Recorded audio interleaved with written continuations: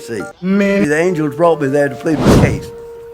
Because all the time I kept asking him, is he going to let me live? I knew that my spirit had crossed the veil. Flesh and blood can't go there.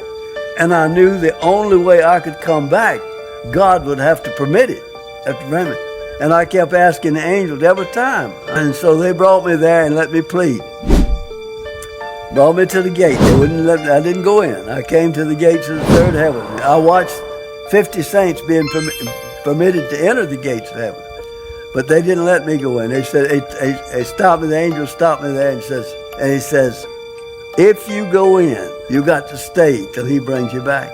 I said, if I can't come out, then that means my physical life is over. And you told me I could ask him. Angel said, you can ask him, but you stand outside this gate and ask him. And so I did. I came and I was allowed to plead my case. And I was pleading to a God I couldn't see, but I knew it was total silence while I pled my case. I was telling him I reminded him of all my good works. I told him about all the things that I'd done, that's what I was basing on my good works. I told him about all of that. And when I finished, then he answered me in a voice that sounded like thunder. What he says, your faith is dead. Your works are in vain. The life that you lived and offered to me as a life of Christian service is an abomination that I rejected in the Pharisee. What made you think I would accept it from a Laodicean type Christian?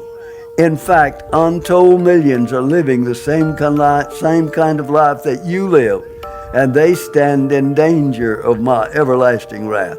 Unquote, the living God. I couldn't believe he was talking to me. I'm a preacher, I'm a teacher. I just told him about all my good works, what I'd done, And I said, no, Lord, you don't understand. He said, you didn't do those works for me. You did them for a false God. I said, Lord, I worked for you. I called you Lord every day. The angels brought me there to plead my case. Because